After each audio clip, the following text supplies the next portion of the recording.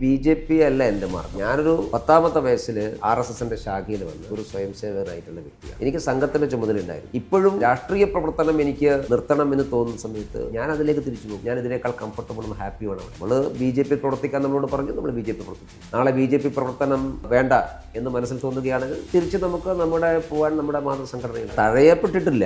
ഞാൻ മത്സരിക്കാൻ താല്പര്യമില്ല എന്ന് ഞാൻ നേതൃത്വത്തെ അറിയും. ഇവിടെ UDF പ്രചരിപ്പിക്കും പോലെ ഒരു UDF തരംഗമുണ്ട്. LDF പറയും പോലെ സർക്കാർ അനുകൂലമായ തരംഗമില്ല. ഒന്നാമത് ആരാണ് എന്നുള്ളതിനെ കുറിച്ച് ഞങ്ങൾക്ക് വേവലാതി. അപ്പം ഞങ്ങൾ 3 നിന്ന് 2ലേക്ക് എത്താൻ വേണ്ടിയുള്ള പരിശ്രമം. 2-ലെത്തിയാൽ മാത്രമേ ഞങ്ങൾക്ക് ഒന്നാമതെത്താൻ വേണ്ടി സാധിക്കും. കേരളത്തിൽ ഏറ്റവും കൂടുതൽ പണം ചെലവഴിക്കുന്നത് CPM ആണ് എന്ന കാര്യം തർക്കം. കാരണം ഒരു മണ്ഡലത്തിൽ അവർ ചെലവഴിക്കുന്നതിൻ്റെ 4-1 ഞങ്ങൾ ചെലവഴിക്കും. BJP പാർട്ടി പ്രവർത്തകന്മാർക്ക് പണം കൊടുക്കേണ്ട ആവശ്യം. BJP തെരഞ്ഞെടുപ്പ് പ്രവർത്തനം നടത്തുന്ന ഒരു പ്രവർത്തകനും ഒരു പൈസയും ഞങ്ങൾ കൊടുക്കാറില്ല. അവർ സ്വന്തം നിലക്കാണ്. 4 നൂറ്റാണ്ടായി BJPയുടെ കേരളത്തിലെ മുഖമാണ് MD രമേശ്.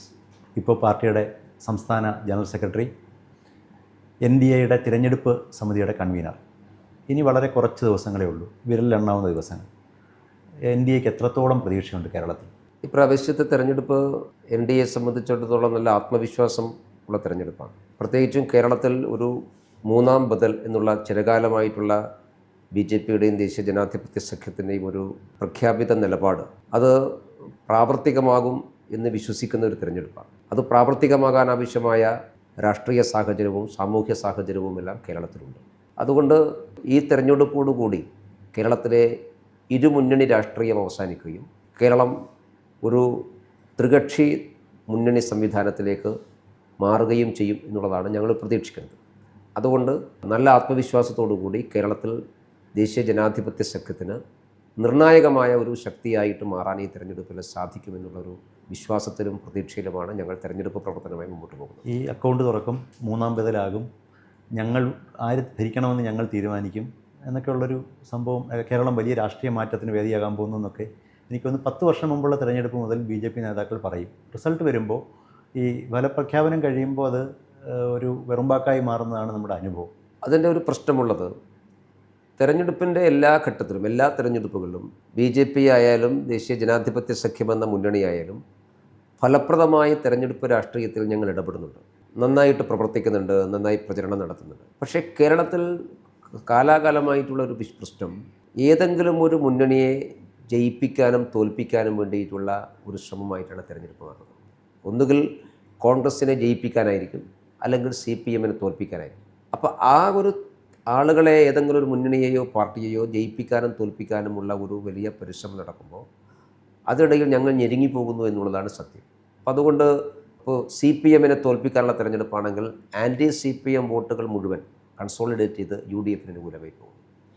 ഇനി UDFൻ്റെ ഭരണകാലത്താണെങ്കിൽ തിരിച്ചും ഇങ്ങനെ തന്നെ സംഭവിക്കുന്നു. അപ്പോൾ അതിനിടയിൽ ഒരു 3ാമത്തെ കക്ഷിക്കുള്ള സ്പേസ് എന്നുള്ളത് ഞങ്ങൾ ആവർത്തിച്ച് പരിശ്രമിക്കുമ്പോഴും അതിൽ വലിയ പരിമിതികളുണ്ടായിരുന്നു. ആ പരിമിതികൾ ഞങ്ങൾക്ക് ഭേദിച്ച് പുറത്തു വരാൻ സാധിക്കുന്നുള്ളതാണ് കഴിഞ്ഞ കുറച്ചു കാലമായിട്ടുള്ള അനുഭവം. ഇപ്പോൾ 2024 പാർലമെൻറ്റ് തെരഞ്ഞെടുപ്പ് അത്തരമൊരു സൂചനയായിരുന്നു.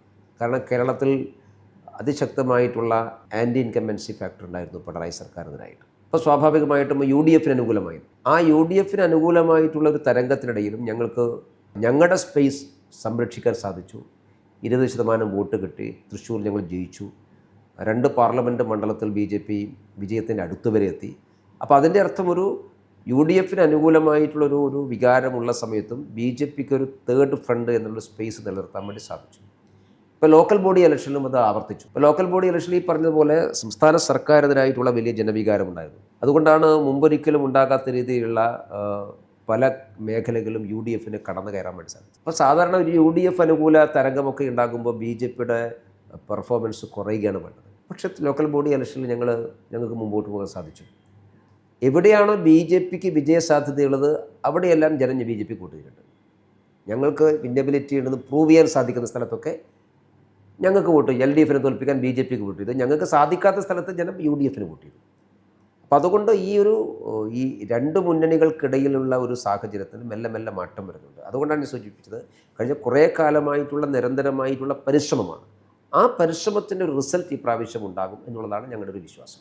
പിന്നൊരു കാഴ്ച എനിക്ക് തോന്നിയിട്ടുള്ളത്, ഒരു സുസ്ഥിരതയില്ല BJPയുടെ വിജയത്തിൽ. ഇപ്പം നേമത്ത് ജയിച്ചു, അടുത്ത തവണ അക്കൗണ്ട് പൂട്ടി.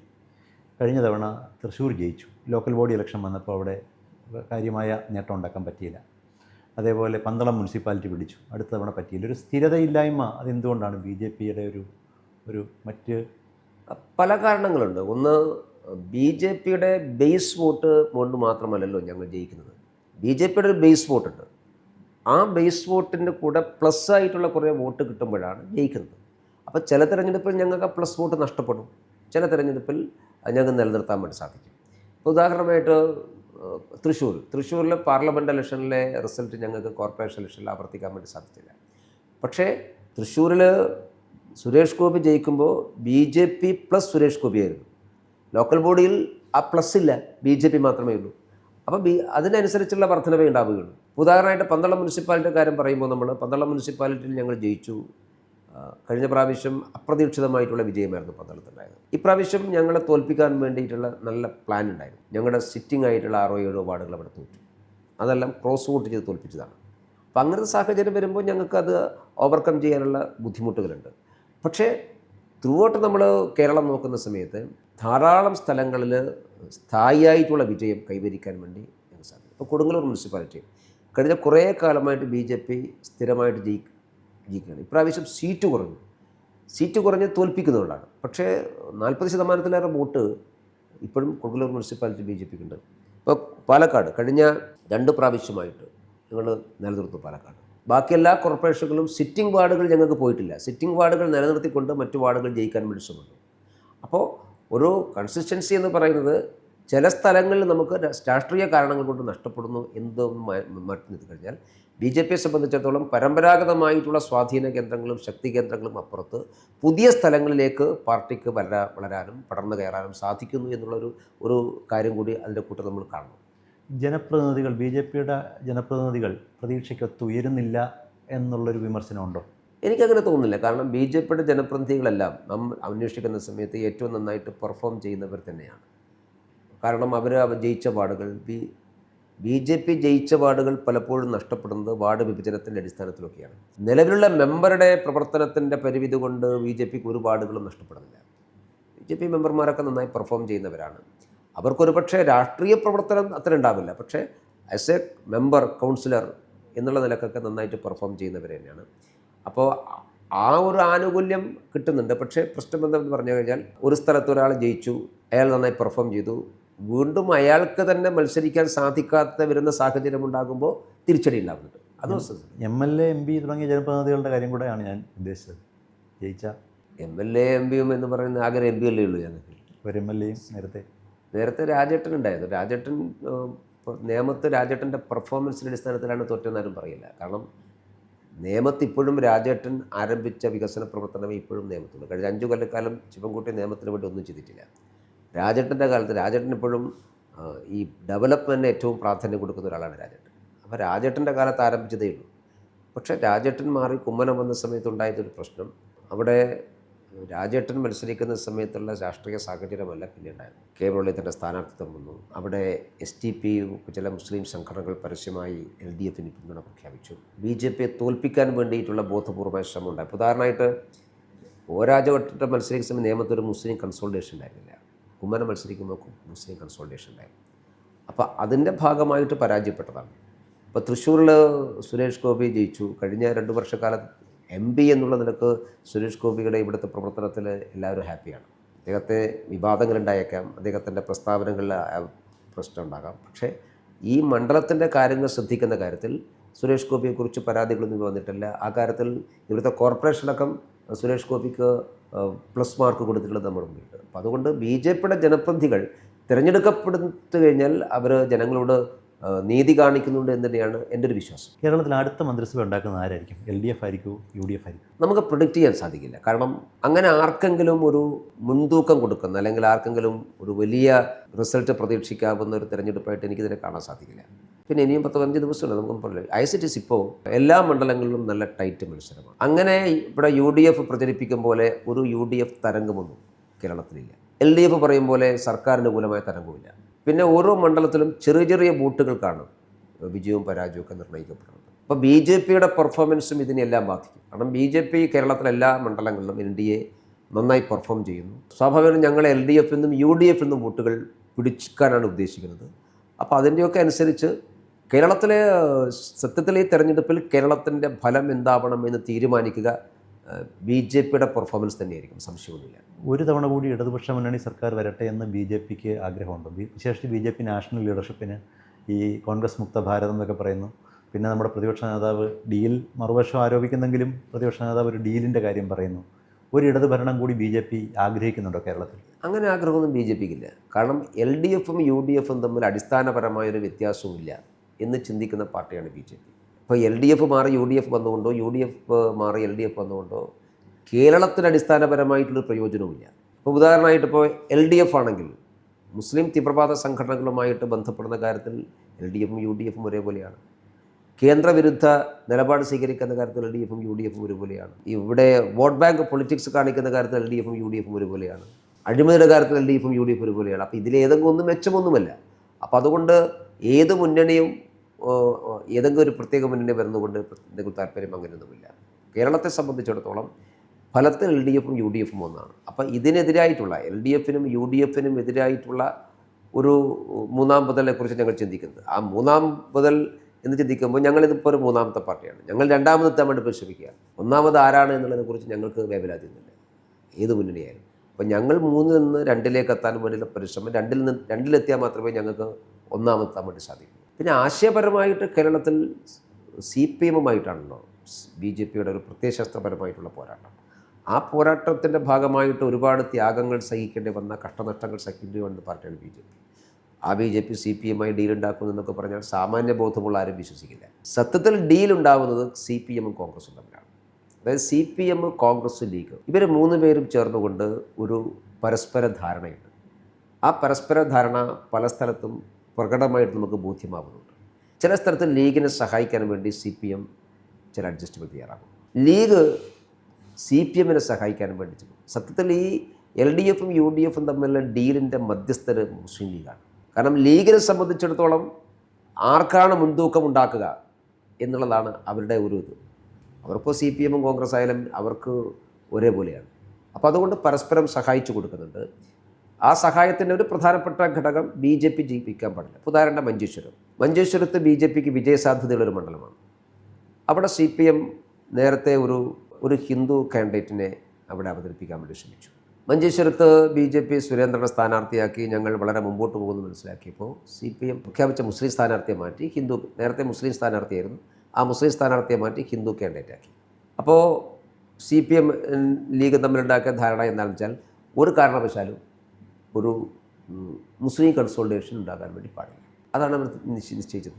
രണ്ടാമത് കാസർഗോഡ് ഹിന്ദു കൺസോളിഡേഷൻ ഉണ്ടാവാൻ പാടില്ല. അല്ല, ഹിന്ദു കൺസോളിഡേഷൻ ഉണ്ടാവാൻ പാടില്ല, മുസ്ലിം കൺസോളിഡേഷൻ ഉണ്ടാവണം. മുസ്ലിം വോട്ട് വിഭജിച്ച് പോകാൻ പാടില്ല. അതാണ് മുസ്ലിം വോട്ട് വിഭജിക്കാൻ വേണ്ടി പാടില്ല, ഹിന്ദു കൺസോളിഡേഷൻ ഉണ്ടാവാൻ വേണ്ടി പാടില്ല. അതുകൊണ്ട് അവർ സ്ഥാനാർത്ഥിയെ മാറ്റി. കാസർഗോഡ് INL-ലാണ്. INL-ന് ബി ജെ പിയും യു ഡി എഫും നേരിട്ടുള്ള മത്സരമാണ് കാസർഗോഡ്. ഞങ്ങൾ കഴിഞ്ഞ പ്രാവശ്യം ഒരു 8000 വോട്ടിന് പരാജയപ്പെട്ടൊരു മണ്ഡലമാണ്. ഇപ്രാവശ്യം INL സീറ്റ് കൊടുത്തു.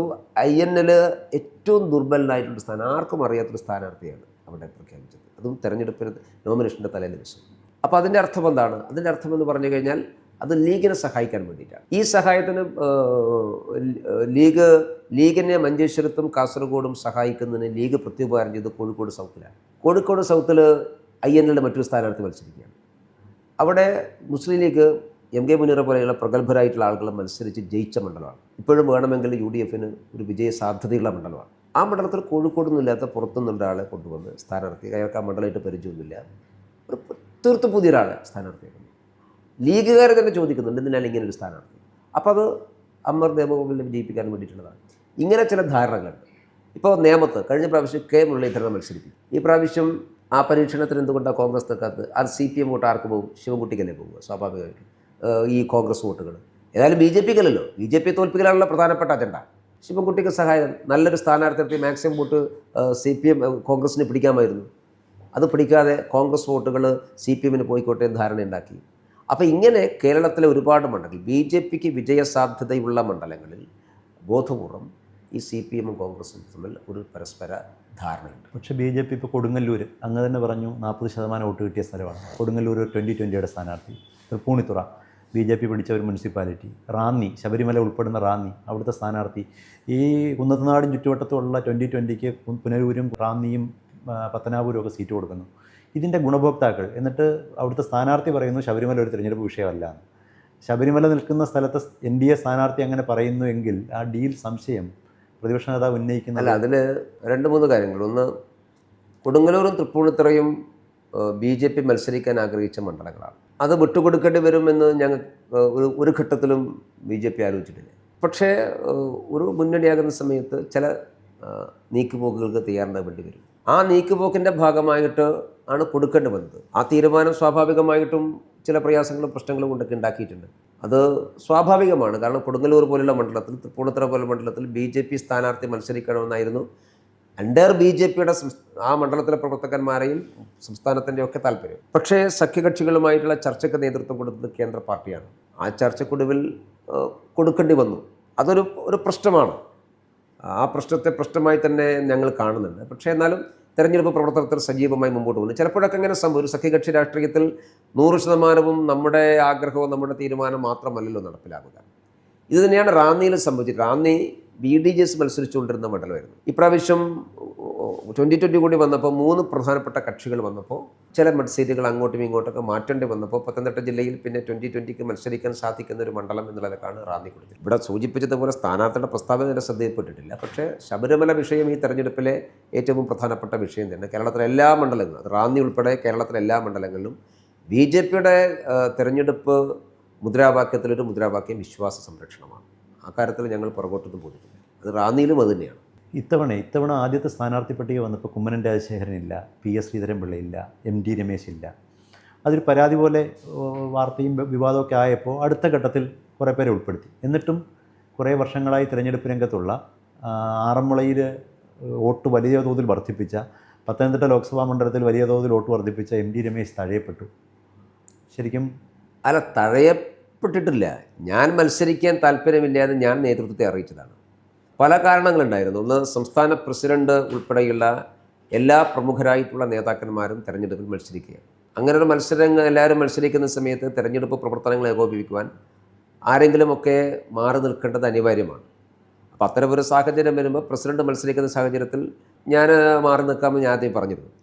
പിന്നീട് പാർട്ടി കേന്ദ്ര നേതൃത്വം പറഞ്ഞു അങ്ങനെയല്ല, എല്ലാവരും മത്സരിക്കണമെന്ന് പറഞ്ഞപ്പോൾ സ്വാഭാവികമായി ഞാൻ തൃശ്ശൂർ മത്സരിക്കാനുള്ള താല്പര്യം ഞാൻ നേതൃത്വത്തെ അറിയിക്കുകയും ചെയ്തു. ഇവിടം കേന്ദ്രമാക്കി പ്രവർത്തനവും തുടങ്ങി കുറച്ച് കാര്യങ്ങൾ ഇവിടെ ചെയ്യുകയും ചെയ്തു. പക്ഷേ സ്ഥാനാർത്ഥി നിർണയത്തെക്കുറിച്ചൊക്കെ ചർച്ച വന്നപ്പോൾ തൃശ്ശൂർ നമുക്ക് എന്നേക്കാൾ കുറച്ചുകൂടി സാധ്യത പത്മജ വേണുഗോപാലിനാണ് എന്ന ബോധ്യത്തിൻ്റെ അടിസ്ഥാനത്തിൽ ഞാൻ തന്നെയാണ് തിരഞ്ഞെടുപ്പ് കമ്മിറ്റിയിൽ പത്മജയാണ് എന്നേക്കാൾ മുന്നിലുള്ള സ്ഥാനാർത്ഥി എന്ന് പറഞ്ഞത്. കാരണം ആദ്യം പത്മജ മത്സരിക്കാനൊരു താല്പര്യക്കുറവ് പറഞ്ഞിരുന്നു. പിന്നീട് പാർട്ടി നേതൃത്വത്തിൻ്റെ നിർബന്ധത്തിന് വഴങ്ങിയിട്ടാണ് അവർ മത്സരിക്കുകയും ചെയ്തത്. പിന്നെ രണ്ടാമത് ആറന്മുളയുടെ കാര്യമൊക്കെ ഇങ്ങനെ വാർത്തകളൊക്കെ വന്നിരുന്നു. ആറന്മുള ഞാൻ 2016 മത്സരിച്ചതാണ്. അന്ന് 38,000-ലേറെ വോട്ട് കിട്ടിയതാണ്. പിന്നീട് എനിക്ക് ആറന്മുളയിൽ മത്സരിക്കാനുള്ള സാഹചര്യമൊന്നും ഉണ്ടായിട്ടില്ല. പിന്നെ പൊടുന്നനവേ വേറെ ഏതെങ്കിലും മണ്ഡലത്തിൽ പോയി മത്സരിക്കാൻ എനിക്ക് താല്പര്യമില്ലാത്തതുകൊണ്ട് ഞാൻ മത്സരിക്കുന്നില്ല എന്ന് മാത്രമേ ഉള്ളൂ. പാർട്ടി എന്നോട് മത്സരിക്കാൻ ആവശ്യപ്പെട്ടിരുന്നു. ഞാൻ എൻ്റെ നിലപാട് പാർട്ടി നേതൃത്വത്തെ അറിയിച്ച് എൻ്റെ നിലപാട് സ്വീകരിക്കുകയാണ് ചെയ്തിട്ടുള്ളത്. ഞാൻ എല്ലാ തെരഞ്ഞെടുപ്പിലും എല്ലാവരും മത്സരിക്കണം എന്ന അഭിപ്രായം എനിക്കില്ല. തെരഞ്ഞെടുപ്പിൽ മത്സരിക്കുന്നത് മാത്രമാണ് രാഷ്ട്രീയ പ്രവർത്തനം എന്ന അഭിപ്രായം എനിക്കില്ല. തെരഞ്ഞെടുപ്പിൽ മത്സരിക്കുന്നതും പ്രവർത്തനമാണ്, മത്സരരംഗത്തെ ഏകോപിപ്പിക്കുന്നതും പ്രവർത്തനമാണ്. നമ്മളിപ്പോൾ തെരഞ്ഞെടുപ്പിൽ ഞാൻ 2011 നിയമസഭ 2001 ഞാൻ ആദ്യമേ മത്സരിക്കുന്നത് ചെങ്ങന്നൂർ. അതിനുശേഷം പിന്നെ ഞാൻ ദീർഘകാലത്തേക്ക് തെരഞ്ഞെടുപ്പിൽ മത്സരിച്ചിട്ടേ ഇല്ല. 2001 ചെങ്ങന്നൂർ തെരഞ്ഞെടുപ്പിൽ മത്സരിച്ച ശേഷം പിന്നെ ഞാനൊരു തെരഞ്ഞെടുപ്പിന് മത്സരിക്കുന്നത് 2014 പത്തനംതിട്ട പാർലമെൻറ്റിൽ. അപ്പോൾ ഏതാണ്ട് ഒരു 10-13 കൊല്ലക്കാലം ഞാൻ തെരഞ്ഞെടുപ്പ് മത്സരിച്ചിട്ടില്ല. 2014 ഞാൻ മത്സരിച്ചു. 2016 ആറന്മുള മത്സരിക്കുന്നത്. 2019 ലോക്സഭാ തെരഞ്ഞെടുപ്പിൽ ഞാൻ മത്സരിച്ചിട്ടില്ല. ഞാനങ്ങനെ എല്ലാ തെരഞ്ഞെടുപ്പിലും മത്സരിക്കണം എന്നാഗ്രഹിക്കുന്ന ഒരാളല്ല. ആവശ്യപ്പെട്ടാൽ മത്സരിക്കും. അത് എനിക്ക് കൂടി കംഫർട്ടബിൾ ആയിട്ടുള്ള, എനിക്കെന്തെങ്കിലും ചെയ്യാൻ സാധിക്കുമെന്ന് തോന്നുന്ന സ്ഥലത്ത് മത്സരിക്കുക എന്നുള്ളതാണ്. ഞാൻ ഏതെങ്കിലും ഒരു സ്ഥലത്ത് പോയി മത്സരിക്കുക, അങ്ങനെ ഒരു സമീപനം എനിക്ക് ഒരു കാലത്തും ഉണ്ടായിട്ടില്ല. അതുകൊണ്ട് ഈ പ്രാവശ്യം തൃശ്ശൂർ വേണമെങ്കിൽ മത്സരിക്കാനുണ്ടായിരുന്നു. അത് എന്നേക്കാൾ സാധ്യതയുള്ള സ്ഥാനാർത്ഥി വന്നപ്പോൾ സ്വാഭാവികമായും ഞാൻ സംഘടനാ പ്രവർത്തനത്തിലേക്ക് തിരിഞ്ഞു എന്ന് മാത്രമേ ഉള്ളൂ. ഈ മറ്റ് പാർട്ടികളിൽ നിന്ന് ചാടി വരുന്നവർ, റിയാലിറ്റി ഷോയിലെ താരങ്ങൾ, സിനിമാ താരങ്ങൾ, ഇവരെയൊക്കെ മത്സരിപ്പിക്കുന്നു. ഒരു ട്രോൾ കണ്ടത് ഒരു BJP നേതാവ് അമ്മയുടെ ഡയറക്ടറെ എടുത്തിട്ട് ആളുകളെ ഓരോരുത്തരെ വിളിച്ചിട്ട് ഇങ്ങോട്ട് പോരുന്നുണ്ടോ എന്ന് ചോദിക്കുന്ന ഒരു ട്രോൾ കണ്ടു. ഇത് ശരിക്കും കേരളത്തിലെ സാഹചര്യത്തിൽ BJPക്ക് ഗുണം ചെയ്യുന്നതാണോ? അല്ല, BJP അങ്ങനെ ആരെയും സ്ഥാനാർത്ഥികളാക്കിയിട്ടില്ല. ഓരോ പാർട്ടിക്കും ഒരു സ്വഭാവം ഉണ്ടാവുമല്ലോ. BJP പുതിയ ആളുകളെ സ്ഥാനാർത്ഥികളാക്കുന്നുണ്ട്. BJPയിലേക്ക് വരുന്ന രാഷ്ട്രീയ നേതാക്കന്മാരെ സ്ഥാനാർത്ഥികൾ. കാരണം ദീർഘകാലമായി പ്രവർത്തിച്ച് പാരമ്പര്യമുള്ള MLA-മാരൊക്കെ ആയിട്ടുള്ള ആളുകൾ BJPയിലേക്ക് ചേരുമ്പോൾ സ്വാഭാവികമായിട്ടും അവരെ മത്സരിപ്പിക്കുക എന്നുള്ളത് ദേശീയ തലത്തിൽ BJP സ്വീകരിക്കുന്ന സമയം. ഏത് തെരഞ്ഞെടുപ്പിലും BJP അങ്ങനെ മറ്റു പാർട്ടികളിൽ നിന്ന് പ്രമുഖരായിട്ടുള്ള ആളുകളെ BJPയിലേക്ക് കൊണ്ടുവന്ന് സ്ഥാനാർത്ഥികളാക്കാറുണ്ട്. അത് BJPയുടെ സമീപനമാണ്. ഞങ്ങൾ സെലിബ്രിറ്റികളായിട്ടുള്ള ആളുകളെ പുതുമുഖങ്ങളെ തേടി സ്ഥാനാർത്ഥികളാക്കുന്ന ഒരു സംവിധാനം BJPക്കില്ല. BJP അങ്ങനെ ഈ പ്രാവശ്യവും ആരെയും BJP എന്നുള്ളതിൽ കാര്യമാക്കിയിട്ടില്ല. ഞങ്ങളുടെ കൂടെ കുണ്ട്ര ഉണ്ട്. അദ്ദേഹം കുറച്ചു കാലമായി BJPയിൽ ചേരുകയും BJP പ്രവർത്തനത്തിൽ പങ്കാളികളാകുകയും ചെയ്തിട്ടുള്ളത്. സ്ഥാനാർത്ഥിയാവാൻ വേണ്ടി ഞങ്ങൾ തപ്പിക്കൊണ്ടുപോകുന്ന ആളല്ലല്ലോ. അങ്ങനെ ഏർപ്പാട് BJPക്കില്ല. അദ്ദേഹം നേരത്തെ BJPയിൽ ചേർന്നു. തെരഞ്ഞെടുപ്പിൻ്റെ ലോക്കൽ ബോഡി തെരഞ്ഞെടുപ്പിന് മുമ്പേ തന്നെ BJP ചേർന്നിട്ടുള്ള വ്യക്തിയാണ്. ലോക്കൽ ബോഡി തെരഞ്ഞെടുപ്പിൽ സജീവമായിരുന്നു. ഇപ്രാവശ്യം അദ്ദേഹത്തിന് ഒരു ചെറുപ്പക്കാരൻ എന്നുള്ള നിലക്ക് സീറ്റ് കൊടുത്തു. അതേസമയത്ത് ഞങ്ങളുടെ മുന്നണിയിലെ ചില ഘടക കക്ഷികൾ, ഉദാഹരണം 2020 പാർട്ടി, ആ പാർട്ടി നേരത്തെയും ഇങ്ങനെയൊക്കെയാണ് മത്സരിച്ചിട്ടുള്ളത്. ഓരോ പാർട്ടിക്കും ഓരോ സ്വഭാവം ഉണ്ടല്ലോ. അവർ അങ്ങനൊരു ചിട്ടയായിട്ടുള്ള സംഘടനാ പ്രവർത്തനത്തിലൂടെ വന്നിട്ടുള്ളൊരു പാർട്ടിയൊന്നുമില്ല. ഒരു മൂവ്മെൻറ്റിൻ്റെ ഭാഗമായി ഉണ്ടായ പാർട്ടിയാണ്. ജനങ്ങൾ സ്വാധീനമുണ്ട്. ആ ജനസ്വാധീനം അവരുണ്ടാക്കുന്നത് ഏതെങ്കിലും ഒരു പ്രത്യയശാസ്ത്രത്തിൻ്റെ പേരിലല്ലോ. ഇതേപോലെയുള്ള ചില പ്രമുഖ വ്യക്തികൾ, സെലിബ്രിറ്റികൾ, സമൂഹത്തിൽ അറിയപ്പെടുന്ന ആളുകൾ, പ്രൊഫഷണലുകൾ, ഇങ്ങനെയുള്ള ആളുകളൊക്കെ മുന്നിൽ നിർത്തിക്കൊണ്ട് ഉണ്ടാക്കുന്നൊരു മൂവ്മെൻറ്റാണ്. അവർ ഈ പ്രാവശ്യത്തെ ശ്രമിച്ചു. അത് NDAയിൽ ചേർന്നു എന്നുള്ളത് കൊണ്ട് അവരുടെ പരിശ്രമത്തെ തടസ്സപ്പെടുത്തേണ്ട ആവശ്യം ഞങ്ങൾക്കില്ലല്ലോ. അത് അവരുടെ രീതിയാണ്. ഈ വെള്ളത്തിനെ അത് ഒഴിച്ചു വയ്ക്കുന്ന പാത്രത്തിൻ്റെ രൂപമാണെന്ന് പറയുന്നത് പോലെ BJPക്ക് ഓരോ പ്രസിഡന്റുമാർ വരുന്നു. K. സുരേന്ദ്രൻ പ്രസിഡൻ്റായിരുന്നപ്പോൾ ഉള്ള BJP അല്ല കുമ്മനം രാജശേഖരൻ പ്രസിഡൻ്റായപ്പോൾ ഉള്ളത്. അതേപോലെ അല്ല രാജീവ് ചന്ദ്രശേഖർ പ്രസിഡൻ്റായിട്ടുള്ള BJP. അങ്ങനെ പാർട്ടിയുടെ സ്വഭാവം പ്രസിഡൻ്റിനനുസരിച്ച് മാറുന്നത് ഒരു സംഘടന എന്നുള്ള നിലയ്ക്ക് അതിന് യോജിക്കുന്ന അല്ല, ബേസിക് സംഘടനാ പ്രവർത്തനം മാറുന്നില്ലല്ലോ. സ്റ്റൈൽ ഓഫ് ഫങ്ഷനിങ് മാറും. അത് സ്വാഭാവികമാണ്. ആളുകളെ ആശ്രയിച്ചുകൊണ്ടാണ് ഒരു രാഷ്ട്രീയ പ്രവർത്തനം മാറുക. ഇപ്പോൾ ദേശീയ തലത്തിൽ രാജ്നാഥ് സിംഗ് ജി പ്രസിഡൻ്റായ പോലെയല്ലല്ലോ അമിത്ഷാജി പ്രസിഡൻ്റായ സമയത്ത്. അത് ഓരോരുത്തരെയും സ്റ്റൈൽ ഓഫ് ഫങ്ഷനിങ് മാറും. BJPയിൽ ഇപ്പോൾ ഉദാഹരണമായിട്ട് പരമ്പരാഗതമായി പ്രവർത്തിക്കുന്ന ഒരാൾ പ്രസിഡൻ്റാകുന്ന സമയം ചില പരമ്പരാഗതമായിട്ടുള്ള പ്രവർത്തന ശൈലികൾ അവർ സ്വീകരിക്കും. തീർത്തും പുതിയൊരാൾ പ്രസിഡൻ്റാകുമ്പോൾ അയാളുടേതായ പുതിയ രീതികൾ വരും. അപ്പം അങ്ങനെ മാറ്റമുണ്ട്. ഇപ്പോൾ സുരേന്ദ്രൻ പ്രസിഡൻ്റായിരിക്കുന്ന സമയത്തെ രീതിയിലല്ല രാജീവ് ചന്ദ്രശേഖർ പ്രസിഡൻ്റായിരിക്കുന്ന സമയത്ത് അദ്ദേഹത്തിൻ്റെ ഇടപെടലുകൾ അത് ഓരോ വ്യക്തിപരമായി ആശ്രയിച്ചാണ്. സുരേന്ദ്രൻ പ്രസിഡൻ്റായ സമയത്ത് സുരേന്ദ്ര യുവമോർച്ച പ്രസിഡന്റ് സ്ഥാനത്ത് BJP ലീഡർഷിപ്പിലേക്ക് വന്നു എന്നുള്ളതൊക്കെ കുറച്ചുകൂടി ഒരു അഗ്രസീവായിട്ടുള്ള നിലപാട് സ്വീകരിക്കുകയും ഒരു അജിറ്റേറ്റീവ് മൂഡൊക്കെ BJPക്ക് ഉണ്ടാക്കുകയും ചെയ്തിട്ടുള്ള രാജീവ് ചന്ദ്രശേഖരൻ്റെ കാലത്ത് അത്തരം നിലപാടുകൾ അദ്ദേഹം കുറച്ചുകൂടി ഒരു പ്രൊഫഷണലിസം BJPയിലേക്ക് കൊണ്ടുവരാൻ വേണ്ടി ശ്രമിക്കുന്നു. ഒരു സാധാരണ നമ്മുടെ സ്ഥാപനങ്ങളിലൊക്കെ ഉണ്ടാകും പോലെയുള്ള ഒരു പെർഫോമൻസ് ഓഡിറ്റിങ് പാർട്ടിക്കകത്തേക്ക് കൊണ്ടുവരാൻ വേണ്ടി ശ്രമിക്കുന്നു. അങ്ങനെ കുറേ വ്യത്യാസമുണ്ട്. അപ്പോൾ ആളുകൾക്കനുസരിച്ച് മാറും. പക്ഷേ ബേസിക് ആയിട്ടുള്ള ഒരു സംഘടനാ രീതി അതൊരിക്കലും BJP പോലുള്ള പാർട്ടിയിൽ ഒരിക്കലും മാറ്റാൻ വേണ്ടി കഴിയും. പെർഫോമൻസ് ഓഡിറ്റ് എന്ന് പറയുന്നത് ഇപ്പോൾ ഒരു കോർപ്പറേറ്റ് കമ്പനി പോലെയായി BJP. ഒരു ഉടമയും അനുചരന്മാരായ ചില ജനറൽ മാനേജർമാരും ഒക്കെ ഉള്ള ഒരു കോർപ്പറേറ്റ് കമ്പനി പോലെ BJP രാജീവ് ചന്ദ്രശേഖരൻ്റെ കാലത്തായി എന്നൊരു വിമർശനം വരക്കെ ഉണ്ട്. അല്ല, അങ്ങനെ പുതിയതായിട്ട് ആരുമില്ലല്ലോ. ഇപ്പോൾ രാജീവ് ചന്ദ്രശേഖർ പ്രസിഡൻ്റ് ആകുമ്പോൾ ടീം തന്നെയല്ലേ. പുതിയ ആളുകൾ ആരാ വന്നിട്ടുള്ളത്? ആ ചോദ്യത്തിന് റിലവൻസ് ഉണ്ടാവില്ലെങ്കിൽ രാജീവ് ചന്ദ്രശേഖർ പ്രസിഡൻ്റായ ശേഷം അദ്ദേഹം കുറേ പുതിയ ആളുകളെ കൊണ്ടുവന്നു. അങ്ങനെ അദ്ദേഹം ആരെയും കൊണ്ടുവന്നിട്ടില്ലല്ലോ.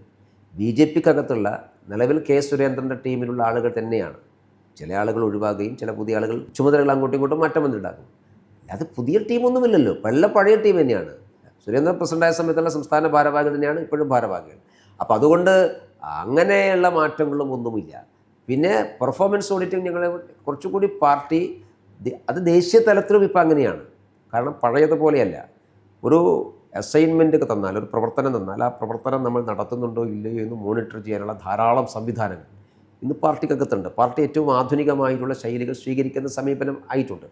അപ്പോൾ അതുകൊണ്ട് ആ പെർഫോമൻസ് ഓഡിറ്റിംഗ് എന്നുള്ളത് കേരളത്തിൽ ഇപ്രാവശ്യം കുറച്ചുകൂടി ഫലപ്രദമാക്കാം. നേരത്തെ നമ്മൾ പെർഫോമൻസ് ഓഡിറ്റിംഗ് വെച്ചാൽ ഒരു കാര്യം നമ്മൾ പറഞ്ഞു, അത് ഇംപ്ലിമെൻറ്റ് ചെയ്യാൻ ഒരു കീഴ്ഘടകങ്ങളെ ഏൽപ്പിച്ചു. പിന്നെ നമ്മളതിൻ്റെ റിപ്പോർട്ടിങ്ങിനെ കുറിച്ച് മാത്രമേ ശ്രദ്ധിക്കാറുള്ളൂ. ഇപ്പോഴങ്ങനെയല്ല. ഇപ്പോൾ അതിൻ്റെ ഇംപ്ലിമെൻ്ററി പാർട്ടിൽ ഒരു മോണിറ്ററിംഗ് ഉണ്ട്. ആ മോണിറ്ററിംഗ് ഉള്ളത് കൊണ്ടാണ് റിപ്പോർട്ടിംഗ് പലപ്പോഴും ഫലപ്രദമാകും. അപ്പോൾ അങ്ങനെയുള്ള ചില പെർഫോമൻസ് ഓഡിറ്റിങ്ങൾ ഉണ്ട് എന്നുള്ളതാണ് ഞാൻ പറഞ്ഞത്. അല്ല, ഈ പുതിയ ആളുകളെ ഭാരവാഹികളാക്കി എന്നുള്ളതല്ല, ഇതിന് പുറമേ നിന്ന് കുറേ ആളുകൾ നിയന്ത്രിക്കുന്നു. ഈ പാർട്ടിയുടെ ഭാരവാഹികളല്ലാത്ത ചില ആളുകൾ ഈ പാർട്ടിയെ നിയന്ത്രിക്കുന്നു, ചില സർവേ ടീം നിയന്ത്രിക്കുന്നു. ആ ആരോപണമാണ് ഞാൻ പറഞ്ഞത്. അല്ല, അതൊക്കെ ഉണ്ടാവാം. സർവേകളൊക്കെ ഇപ്പോൾ പുതിയ കാലഘട്ടത്തിലെല്ലാം സർവേകളാണല്ലോ. ഇപ്പോൾ കാണുന്നില്ല, കോൺഗ്രസും CPM ഒക്കെ ചില ആളുകളെ വാടകയ്ക്ക് കൊടുത്തു കൊണ്ടുവരുന്നു, അവർ നിയന്ത്രിക്കുന്നു, അങ്ങനെയൊക്കെ ഉണ്ടാകും. പക്ഷേ ബേസിക്കലി എൻ്റെ വ്യക്തിപരമായ അഭിപ്രായം, അത്തരം സംവിധാനങ്ങൾ കൊണ്ടൊന്നും ഒരു രാഷ്ട്രീയ പാർട്ടിക്ക് മുമ്പോട്ട് പോകാൻ വേണ്ടി സാധിക്കില്ല. രാഷ്ട്രീയ പാർട്ടി മുമ്പോട്ട് പോകേണ്ടത് ഗ്രാസ് റൂട്ടിൽ പ്രവർത്തിക്കുന്ന പ്രവർത്തകന്മാരുടെ പൾസ് എന്താണെന്ന് മനസ്സിലാക്കിക്കൊണ്ടാണ്. നമ്മൾ മുകളിൽ നിന്ന് എന്തെല്ലാം തീരുമാനമെടുത്താലും അതെല്ലാം പ്രാവർത്തികമാകേണ്ടത് ഏറ്റവും താഴെയുള്ള പ്രവർത്തകന്മാരാണ്. അപ്പോൾ അതുകൊണ്ട് ഇന്നത്തെ കാലഘട്ടത്തിൽ പല രാഷ്ട്രീയ പാർട്ടികളും സ്വീകരിക്കുന്ന ഈ ഉപരിപ്ലവമായിട്ടുള്ള സർവേകളുടെ അടിസ്ഥാനത്തിൽ വിജയിക്കാം, സർവേ റിപ്പോർട്ടിനെ ബേസ് ചെയ്തുകൊണ്ട് തീരുമാനങ്ങൾ എടുക്കുക, അതൊന്നും കേരളം പോലെയുള്ളൊരു സംസ്ഥാനത്ത് വിജയകരമായി മുമ്പോട്ട് പോകാൻ ഒരാൾക്കും സാധിക്കില്ല. അങ്ങനെ പരിശ്രമിച്ചാൽ പരാജയപ്പെടും. കാരണം കേരളം ഡീപ്പ് റൂട്ടഡായിട്ട് രാഷ്ട്രീയമുള്ള, ദൈനംദിനം രാഷ്ട്രീയമുള്ളൊരു സമൂഹമാണ് കേരളം. കേരളത്തിൽ ഓരോ വീട്ടിലും ഓരോ വ്യക്തിക്കും രാഷ്ട്രീയമുണ്ട്. അപ്പോൾ അത് ഇപ്പോൾ ഒരു സർവേ നടത്തുമ്പോൾ ഒരു വീട്ടിലെ ഒരാളുടെ അഭിപ്രായം ചോദിച്ചാൽ ആ അഭിപ്രായം തന്നെ ആവണമെന്നില്ല ആ വീട്ടിലെ എല്ലാവരുടെയും അഭിപ്രായം. ഭാര്യയ്ക്കും ഭർത്താവിനും രണ്ട് അഭിപ്രായമായിരിക്കും, അച്ഛനും മക്കൾക്കും രണ്ട് അഭിപ്രായമായിരിക്കും. അപ്പോൾ നമ്മുടെ ഈ സാമ്പിൾ സർവേ, ഇപ്പോൾ എല്ലാ ഏജൻസികളും നടന്ന സാമ്പിൾ സർവേയാണ്. ആ 10,000 അല്ലെങ്കിൽ 1,00,000 വോട്ടർമാരുള്ള, അല്ലെങ്കിൽ 1,50,000 വോട്ടർമാരുള്ള മണ്ഡലത്തിൽ ഒരു 150 പേരെ സാമ്പിൾ സർവേ എടുത്ത് അഭിപ്രായം നേടി. അതൊന്നും ശാസ്ത്രീയമല്ല. കേരളം പോലെയുള്ള സംസ്ഥാനത്ത് ഫലപ്രദം. അതിൻ്റെ അടിസ്ഥാനത്തിൽ തീരുമാനങ്ങൾ എടുക്കുന്നുണ്ടെങ്കിൽ പരാജയപ്പെട്ടു പോവുകയുള്ളൂ. അങ്ങനെ തീരുമാനമെടുക്കുകയോ അതിൽ വിയോജിപ്പ് രേഖപ്പെടുത്തുകയോ ചെയ്തിട്ടുണ്ടോ? അല്ല, BJPക്കകത്ത് അങ്ങനെ സർവേ അടിസ്ഥാനത്തിൽ തീരുമാനമെടുക്കുന്ന എൻ്റെ ശ്രദ്ധയിൽപ്പെട്ടിട്ടൊന്നുമില്ല. പക്ഷേ അത്തരം സർവേകൾ കൊണ്ട് പ്രയോജനമൊന്നുമില്ല എന്ന അഭിപ്രായക്കാരനാണ് ഞാൻ. അങ്ങനെ സർവേയുടെ മുഖവിലക്ക് എടുക്കുന്നത് BJPക്കകത്ത് സർവേയുടെ അടിസ്ഥാനത്തിലല്ല, ഞങ്ങൾ കീഴ്ഘടകങ്ങളിൽ നിന്ന് വരുന്ന റിപ്പോർട്ടിൻ്റെ അടിസ്ഥാനത്തിലാണ്. ഇപ്പോൾ സ്ഥാനാർത്ഥി നിർണ്ണയം പോലും ഞങ്ങൾ ചെയ്തിട്ടുള്ളത് എല്ലാ അസംബ്ലി മണ്ഡലങ്ങളിലും പോയി അവിടുത്തെ പ്രധാനപ്പെട്ട നേതാക്കന്മാരെ കണ്ട് അഭിപ്രായത്തിന് ശേഷം തീരുമാനമെടുക്കുകയാണ് ചെയ്തിട്ടുള്ളത്. സർവേ റിപ്പോർട്ടിൻ്റെ അടിസ്ഥാനത്തിലും BJP തീരുമാനമെടുക്കാറില്ല. ഈ കോർപ്പറേറ്റ് സ്റ്റൈൽ എന്ന് പറയുന്നത് പോലെ അടുത്ത കാലത്ത് പണം ഭയങ്കരമായിട്ട് ചെലവഴിക്കുന്നുണ്ട്. അത് BJP എന്നല്ല, പൊതുവെ എല്ലാ രാഷ്ട്രീയ കക്ഷികളും ചെലവഴിക്കുന്നുണ്ട്. എങ്കിൽ അതിൽ പോലും BJP തെരഞ്ഞെടുപ്പിലൊക്കെ പണം ചെലവഴിക്കുന്നതിലൊരു വലിയ മുന്നോട്ട് വന്നിട്ടുള്ളതായിട്ട്, കൂടുതലായി ചെലവഴിക്കുന്നത് ദൂർത്തടിക്കുന്നതായി തോന്നുന്നുണ്ടോ? എനിക്കങ്ങനെ തോന്നിയിട്ടില്ല. കാരണം BJPയാണ് താരതമ്യേന ആ അർത്ഥത്തിൽ പണം കുറച്ച് ചെലവഴിക്കുന്നത്. പ്രശ്നം എന്താണെന്ന് പറഞ്ഞാൽ BJP ചെലവഴിക്കുന്ന പണത്തിന് അക്കൗണ്ട് ഉണ്ട്, മറ്റു പലരും ചെലവഴിക്കുന്നതില്ല എന്നുള്ളതാണ്. അതുകൊണ്ടാണ് നമുക്ക് ആ പ്രശ്നം. ഉദാഹരണമായിട്ട് ഇപ്പോൾ BJP ഫണ്ട് സമാഹരിക്കുന്നു, ഞങ്ങൾ ബോണ്ട് മുഖാന്തരം പണം സമാഹരിക്കും. ഇപ്പോൾ CPM അവകാശപ്പെടുന്നത് അവർ ഒരു പൈസയും അങ്ങനെ സമാഹരിക്കുന്നില്ല. പിന്നെ അവർക്ക് കിട്ടുന്ന പൈസ കിട്ടുന്നത് അവരാണല്ലോ. കേരളത്തിൽ ഏറ്റവും കൂടുതൽ പണം ചെലവഴിക്കുന്നത് CPM ആണ് എന്ന കാര്യത്തിൽ തർക്കമൊന്നുമില്ല. കാരണം ഒരു മണ്ഡലത്തിൽ അവർ ചെലവഴിക്കുന്നതിൻ്റെ 4/1 ഞങ്ങൾ ചെലവഴിക്കുന്നുള്ളൂ. BJP പാർട്ടി പ്രവർത്തകന്മാർക്ക് പണം കൊടുക്കേണ്ട ആവശ്യമില്ല. BJP തിരഞ്ഞെടുപ്പ് പ്രവർത്തനം നടത്തുന്ന ഒരു പ്രവർത്തകനും ഒരു പൈസയും ഞങ്ങൾ കൊടുക്കാറില്ല. അവർ സ്വന്തം നിലക്കാണ്. ആകെ ബൂത്തിലേക്ക് ഞങ്ങൾ പണം കൊടുക്കുന്നത് പോളിംഗ് ആയ ദിവസം ബൂത്തിലിരിക്കുന്ന ആൾക്കാരുടെ ഭക്ഷണം, കാര്യങ്ങൾ അതിന് ചിലവഴിക്കാൻ വേണ്ടി കൊടുക്കും. പിന്നെ ബൂത്തിലെ പ്രചരണ കാര്യങ്ങൾക്ക് വേണ്ടി ചെയ്യും. ബൂത്തിൽ ഗൃഹസമ്പർക്കം നടത്തുന്ന പ്രവർത്തകന്മാർക്ക് വേണ്ടിയിട്ടോ തെരഞ്ഞെടുപ്പ് പ്രവർത്തനം നടത്തുന്ന ആൾക്കാർക്ക് വേണ്ടിയിട്ടോ ഒരു പണവും BJP ഇതേവരെ കൊടുത്തിട്ടില്ല, ഈ പ്രാവശ്യം കൊടുത്തിട്ടില്ല. അങ്ങനെ കൊടുക്കുന്ന സമീപനം BJPക്കില്ല. അതേസമയത്ത് CPM കോൺഗ്രസും ഒക്കെ ഡെയിലി കൂലി കൊടുത്തിട്ടാണ് ആളുകളെ കൊണ്ട് പ്രവർത്തിപ്പിക്കുന്നത്. ആ നോക്കിക്കഴിഞ്ഞാൽ ഞങ്ങൾ ചിലവാക്കുന്നതിൻ്റെ എത്രയോ ഇരട്ടി പണം അവർ ചിലവഴിക്കുന്നുണ്ടെന്നുള്ളതാണ് സത്യം. പിന്നെ BJPയെക്കുറിച്ചുള്ളൊരു ആക്ഷേപം മാത്രമാണിത്. ആ ആക്ഷേപത്തിൻ്റെ കാര്യമെന്ന് പറയുന്നത്, ഞങ്ങൾ സമാഹരിക്കുന്ന പണത്തിൻ്റെ കണക്ക് കൃത്യമായി പറയുന്നുണ്ട്. അതൊരു ഹ്യൂജ് എമൗണ്ടായിട്ട് തോന്നും, പക്ഷേ അത് ഞങ്ങളെ പറയുന്നുള്ളൂ എന്നുള്ളത് കൊണ്ടാണ്. BJP മാത്രമേ പറയുന്നുള്ളൂ. ഞങ്ങളുടെ സാമ്പത്തിക വിതരണം വളരെ സുതാര്യമായിട്ടുള്ളതാണ്. ഒരു ഘടകമാണ്, പാർട്ടി ഘടകമാണ് പണം ചിലവഴിക്കുക. BJPയിൽ സ്ഥാനാർത്ഥികളല്ല പണം ചിലവഴിക്കുക. സ്ഥാനാർത്ഥികൾ പണം സമാഹരിക്കുക, സ്ഥാനാർത്ഥികൾ ചിലവഴിക്കുക, അങ്ങനെ രീതി BJP. പക്ഷേ കഴിഞ്ഞ നിയമസഭാ തെരഞ്ഞെടുപ്പ് സമയത്താണ് കുടകര പോലുള്ള വിവാദങ്ങൾ ഈ പാർട്ടിക്ക് മേൽ വന്ന് വീണതെന്ന് ഓർമ്മയില്ല. അത് വിവാദം മാത്രമായിരുന്നു എന്ന് പിന്നീട് ബോധ്യപ്പെട്ടല്ലോ. ഏതെങ്കിലും തരത്തിൽ ഈ ആരോപിക്കപ്പെട്ട വിഷയം തെളിയിക്കപ്പെട്ടു. അന്വേഷണം പോലും മുമ്പോട്ട് പോയില്ലല്ലോ. അതൊരു കവർച്ച കേസായിരുന്നു എന്നും ആ കവർച്ച കേസിൽ BJPയുടെ പേരിൽ പഴി ചുമത്തപ്പെടുകയായിരുന്നു എന്നും ഞങ്ങൾ അന്നേ പറഞ്ഞിട്ടുള്ളതാണ്. അത് പക്ഷേ അവർ അന്വേഷിച്ചു, എവിടെയും എത്തിയിട്ടില്ല. അത് മുമ്പോട്ട് കൊണ്ടുപോകാൻ സാധിച്ചിട്ടില്ല. അപ്പോൾ അത് ആരോപണങ്ങൾ BJPയെക്കുറിച്ച് എന്തെങ്കിലും ഒന്നും കിട്ടാതിരിക്കുന്ന സമയത്ത് എന്തെങ്കിലും ആരോപണം പറയുക എന്നുള്ളത് ഏറ്റവും പ്രധാനപ്പെട്ട കാര്യമാണ്. ഞാൻ പറഞ്ഞത് BJPക്കകത്ത് നല്ല സാമ്പത്തിക സുതാര്യതയുള്ള പാർട്ടിയാണ് BJP. ഞങ്ങൾക്കതുകൊണ്ട് ആ കാര്യത്തിൽ ഒരു തരത്തിലുള്ള സംശയവുമില്ല, ഒരു തരത്തിലുള്ള തർക്കങ്ങളും ഞങ്ങൾക്കിടയിലില്ല. BJP അക്കൗണ്ട്, ഞങ്ങൾ പണം മുഴുവൻ സമാഹരിക്കുന്നത് അക്കൗണ്ട് മുഖാന്തരമാണ്. 20,000 രൂപയിൽ കൂടുതൽ പണം ക്യാഷായിട്ട് വാങ്ങിക്കാൻ പാടില്ല എന്ന് കർക്കശ നിബന്ധനയുള്ള പാർട്ടിയാണ് BJP. രണ്ടാമത്, തിരഞ്ഞെടുപ്പിൽ ഏത് പ്രവർത്തനം നടത്തിയാലും അത് കൊട്ടേഷൻ വിളിച്ചിട്ട് മാത്രമേ ചെയ്യാവൂ. ഞങ്ങളിപ്പോൾ എല്ലാ മണ്ഡലത്തിലും ആളുകൾ ഇപ്പോൾ നല്ല എക്സ്പീരിയൻസ് ആയിപ്പോയി. ആദ്യം കുറച്ച് ബുദ്ധിമുട്ടായിരുന്നു, ഇപ്പോൾ എല്ലാവരും എക്സ്പീരിയൻസ് ആയി. ഏത് ചെറിയ പ്രവർത്തനത്തിലാണ്, അത് പ്രിൻറ്റിംഗ് ആവട്ടെ, പബ്ലിസിറ്റി ആവട്ടെ, അതിൽ കൊട്ടേഷൻ വിളിച്ച് GST ബില്ലടക്കം പാർട്ടിക്ക് ഹാജരാക്കണം. തെരഞ്ഞെടുപ്പ് കമ്മീഷൻ മാത്രം ഹാജരാക്കിയാൽ പോരാ. BJP 3 ഓഡിറ്റിംഗാണ് BJPക്കുള്ളത്. ഒന്ന്, പാർട്ടി സംസ്ഥാന തലത്തിൽ നിശ്ചയിക്കുന്ന ഓഡിറ്റിംഗ് ടീമുണ്ട്, അവർ ഓഡിറ്റിംഗ് ഉണ്ട്. അത് കഴിഞ്ഞാൽ കേന്ദ്ര നേതൃത്വം നിയോഗിക്കുന്ന ഓരോ സംസ്ഥാനത്തേക്കുമുള്ള ഒരു പ്രൊഫഷണൽ ഓഡിറ്റിംഗ് ടീമുണ്ട്. അത് BJPക്കാരല്ല, പക്ക പ്രൊഫഷണലാണ് ആ ഓഡിറ്റിംഗ് ടീം. അത് കഴിഞ്ഞാൽ കേന്ദ്ര പാർട്ടിയുടെ ഓഡിറ്റിംഗ് ഉണ്ട്. അപ്പോൾ ഞങ്ങളൊരു 1,000 രൂപ ചിലവഴിക്കുമ്പോൾ ആ 1000 രൂപ 3 ഓഡിറ്റിങ്ങിലൂടെ കടന്നു പോവുകയാണ്. അതുകൊണ്ട് ഞാൻ പറഞ്ഞത് സാമ്പത്തികമായിട്ട് ഏറ്റവും സുതാര്യതയുള്ള പാർട്ടിയാണ്. മറ്റതെല്ലാം കേവലം ആരോപണം മാത്രമാണെന്നാണ് എൻ്റെ ഒരു വിശ്വാസം. എൻ്റെ പ്രാക്ടിക്കൽ എക്സ്പീരിയൻസ് അങ്ങനെയാണ്. 32ാമത്തെ വയസ്സിൽ BJPയുടെ ജനറൽ സെക്രട്ടറി ആയ ആളാണ് MT രമേശ്. എനിക്ക് തോന്നുന്നു ഒരുപക്ഷെ ഇത്രയും കാലം KG മാരാർ, K രാമൻപിള്ളയ്ക്കൊക്കെ ശേഷം ജനറൽ സെക്രട്ടറി എന്ന് പറഞ്ഞാൽ പോസ്റ്റിൽ ഇത്രയും നാളിരുന്നിട്ടുള്ള ആളുണ്ടോ എന്ന് തന്നെ എനിക്ക് സംശയമുണ്ട്. പക്ഷേ അങ്ങയ്ക്ക് മുമ്പ് പ്രസിഡൻ്റായിരുന്ന PK കൃഷ്ണദാസ്, യുവമോർച്ച പ്രസിഡൻ്റായിരുന്ന PK കൃഷ്ണദാസ് പാർട്ടി പ്രസിഡൻ്റായി. താഴെയായ K സുരേന്ദ്രൻ യുവമോർച്ച പ്രസിഡൻ്റായിരുന്നു അങ്ങയ്ക്ക് ശേഷം. അദ്ദേഹം പാർട്ടിയുടെ പ്രസിഡൻ്റായി. പക്ഷേ BJP സംസ്ഥാന പ്രസിഡന്റ് എന്ന് പറഞ്ഞൊരു ചുമതലയിലേക്ക് നിയോഗിക്കപ്പെട്ടിട്ടില്ല ഇതുവരെ. കേരളത്തിൽ ഞാൻ ഈ പറയുന്നത് ശരിയാണ്. സംസ്ഥാന അധ്യക്ഷൻ ഒഴികെയുള്ള എല്ലാ ചുമതലകളും ഞാൻ വഹിച്ചിട്ടുണ്ട്. ഞാൻ സംസ്ഥാന ജനറൽ സെക്രട്ടറി ആയിട്ടുണ്ട്, സംസ്ഥാന വൈസ് പ്രസിഡൻ്റ് ആയിട്ടുണ്ട്, നാഷണൽ എക്സിക്യൂട്ടീവ് മെമ്പർ ആയിട്ടുണ്ട്, ഇതെല്ലാം ആയിട്ടുണ്ട്. സംസ്ഥാന പ്രസിഡന്റ് എന്ന ചുമതല മാത്രമേ ബാക്കിയുള്ളൂ. അതിപ്പം സമയം കഴിഞ്ഞിട്ടൊന്നുമില്ലല്ലോ. ഞാൻ ആ ചുമതലയിൽ ഇരിക്കാൻ അർഹനാണ് എന്ന് പാർട്ടിക്ക് തോന്നുന്ന സന്ദർഭത്തിൽ ആ ചുമതലയിൽ എന്നോട് പാർട്ടി പറയും. പിന്നെ BJPയുടെ സംസ്ഥാന പ്രസിഡന്റ് ആവുകയാണ് രാഷ്ട്രീയത്തിലെ ഏറ്റവും അന്ത്യാഭിലാഷം എന്ന് വിശ്വസിക്കുന്ന ഒരാളെന്നല്ല ഞാൻ. പ്രസിഡൻ്റ് ആകാൻ ഞാൻ ആപ്റ്റാണെന്ന് എൻ്റെ പാർട്ടി നേതൃത്വത്തിന് തോന്നുന്ന ഘട്ടത്തിൽ അവരെന്നെ നിശ്ചയിക്കും, അപ്പം ഞാനാകും. പാർട്ടി പ്രസിഡന്റ് ആരായാലും അവരോടൊപ്പം പ്രവർത്തിക്കുക എന്നുള്ളതാണ് ഞാൻ ഇതുവരെ ശീലിച്ച സമീപനം. ഇതിനു മുമ്പ് ഇതേപോലൊരു സമയത്ത് ഒരു ഇൻ്റർവ്യൂ എവിടെയോ വന്നത് ഞാനിങ്ങനെ കണ്ട ഒരു സംഭവമുണ്ട്. അതിൽ പറയുന്നുണ്ട്, ഞാനിത് ഇത് കഴിഞ്ഞാൽ എനിക്ക് വേറെ ചില സംഘടനകൾ അങ്ങനെ എന്തോ ഒരു പരാമർശം നടത്തിയതുപോലെ. അല്ല, അതെന്ന് വെച്ചാൽ ഞാൻ പറഞ്ഞല്ലോ, BJP ഇപ്പോൾ അത് ചോദ്യം വന്നത് BJP വിട്ടു പോകുന്നുണ്ടോ എന്നൊക്കെ ചോദിച്ചിട്ട് ഞാൻ പറഞ്ഞത് എനിക്ക് BJP അല്ല എൻ്റെ മാർഗം. ഞാനൊരു 10ാമത്തെ വയസ്സിൽ RSSൻ്റെ ശാഖയിൽ വന്ന് ഒരു സ്വയം സേവകനായിട്ടുള്ള വ്യക്തിയാണ്. എനിക്ക് സംഘത്തിൻ്റെ ചുമതല ഉണ്ടായിരുന്നു. ഇപ്പോഴും BJP അതായത് രാഷ്ട്രീയ പ്രവർത്തനം എനിക്ക് നിർത്തണമെന്ന് തോന്നുന്ന സമയത്ത് ഞാൻ അതിലേക്ക് തിരിച്ചു പോകും. ഞാൻ ഇതിനേക്കാൾ കംഫർട്ടബിളും ഹാപ്പിയുമാണ് അവിടെ. ഞാൻ എൻ്റെ കോളേജ് വിദ്യാഭ്യാസം കഴിഞ്ഞപ്പോൾ ഒരു RSS പ്രചാരകനാകണമെന്ന് ആഗ്രഹിച്ച ഒരാളാണ്. പല കാര്യങ്ങൾ കൊണ്ട് സാധിക്കാതെ പോയതുകൊണ്ടാണ്. അതിപ്പോഴും എൻ്റെ ബ്ലഡിലുണ്ട്. എനിക്കത് തിരിച്ചു പോകാൻ ഒരു ബുദ്ധിമുട്ടില്ല. രാഷ്ട്രീയ പ്രവർത്തനം മാത്രമാണ് സാമൂഹിക പ്രവർത്തനം, ദേശീയത ഒരു നാഷണാലിറ്റിക്ക് വേണ്ടിയുള്ള പ്രവർത്തനം രാഷ്ട്രീയ പ്രവർത്തനം മാത്രമാണ് എന്ന് വിശ്വസിക്കുന്ന ഒരാളെന്നല്ല ഞാൻ. നമ്മൾ BJP പ്രവർത്തിക്കാൻ നമ്മളോട് പറഞ്ഞു, നമ്മൾ BJP പ്രവർത്തിച്ചു.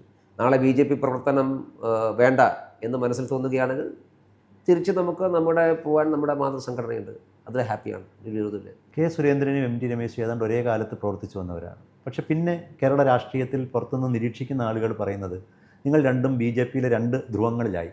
അത് ഏത് ഘട്ടത്തിലാണ് നിങ്ങളങ്ങനെ 2 ധ്രുവങ്ങളിലേക്ക് മാറി? 1-2 ധ്രുവങ്ങളിലായിട്ടില്ല. അത്തരം വാർത്തകളെ ഏറ്റവും നന്നായിട്ട് ആസ്വദിക്കുന്നത് ഞങ്ങൾ 2 പേരും തന്നെയാണ്. അതായത് ഈ 2 പക്ഷമുണ്ട് എന്ന് കേരളത്തിൽ വരുത്തി തീർക്കാനും ആ പക്ഷത്തിന് 2 ആൾക്കാരുണ്ട്, 2 നേതാക്കന്മാരുണ്ട് എന്നൊക്കെ വരുത്തി തീർക്കാൻ വേണ്ടിയിട്ടുള്ള ഒരു ശ്രമമുണ്ട്. അത് പൊതുവേ കേരളത്തിൽ അങ്ങനെയാണ്. എല്ലാ പാർട്ടികളിലും ഉള്ളതുപോലെ BJPക്കകത്തും ഉണ്ട് എന്ന് വരുത്താൻ ശ്രമമുണ്ട്. ഞാനും സുരേന്ദ്രനും ദീർഘകാലം സഹപ്രവർത്തകന്മാരായിട്ടുള്ള ആളാണ്. സുരേന്ദ്രൻ പ്രസിഡൻ്റാകുന്ന സമയത്ത് സുരേന്ദ്രൻ ജനറൽ സെക്രട്ടറി ആകണം എന്നോട് ഇങ്ങോട്ട് ആവശ്യപ്പെട്ടതാണ്. ഞാൻ ജനറൽ സെക്രട്ടറി ആയിട്ടുണ്ട്. സുരേന്ദ്രൻ പ്രസിഡൻ്റായ സമയത്ത് ആദ്യം എന്നോട് ആവശ്യപ്പെട്ടത് എന്നോട് ജനറൽ സെക്രട്ടറി ആവണമെന്നാണ്. അങ്ങനെ അഭിപ്രായ വ്യത്യാസം ഉണ്ടെങ്കിൽ അതിൻ്റെ ആവശ്യമില്ലല്ലോ.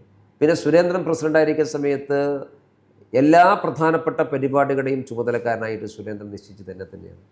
അങ്ങനെ ഞങ്ങളുടെ അഭിപ്രായ വ്യത്യാസം ഉണ്ടെങ്കിൽ അങ്ങനെ വിശ്വസിച്ച് ആരും കേൾപ്പിക്കൂ. അപ്പോൾ അതുകൊണ്ട് അതൊക്കെ വെറുമൊരു എന്താ പറയുക, ആളുകൾ ഉണ്ടാക്കുന്നതാണ്. ഒന്ന്, ഞാനും സുരേന്ദ്രനും ഒക്കെ കളിക്കൂട്ടുകാരായി വിദ്യാർത്ഥി പരിഷത്തിൻ്റെ കാലഘട്ടം മുതലേ ഒരുമിച്ച് പ്രവർത്തിച്ച് ഒരു പായിൽ കിടന്നുറങ്ങി ഒരു പാത്രത്തിൽ ആഹാരം കഴിച്ച് ബുദ്ധിമുട്ടുകളും പ്രയാസങ്ങളും പങ്കിട്ട് സംഘടനാ പ്രവർത്തനം നടത്തിയിട്ടുള്ള ആളുകളാണ്. ഇന്നത്തെ കാലഘട്ടമൊന്നുമല്ല. അന്ന് ABP പ്രവർത്തിച്ച് ഞാനും സുരേന്ദ്രനൊക്കെ ഒരുമിച്ച് ഫുൾ ടൈമർ ആയതാണ്. അങ്ങനെ ഒരുമിച്ച് ഫുൾ ടൈമർ ആയ സമയത്ത് ഞങ്ങൾക്ക് സംഘടന ആകെ തരിക 100 രൂപയാണ് ഒരു മാസം. ആ ഒരു മാസം 100 രൂപ തന്നിട്ട് ആ 100 രൂപ കൊണ്ട് സംഘടനാ പ്രവർത്തനം. ഏത് വർഷത്തിലായത്? ഞങ്ങളെല്ലാവരും ഫുൾ ടൈമർ ആകുന്നത് 90-ലാണ് ഞങ്ങൾ ഒരുമിച്ചാണ് ഫുൾ ടൈമർ ആയത്. സുരേന്ദ്ര പാലക്കാടും ഞാൻ കാസർഗോഡുമായിരുന്നു.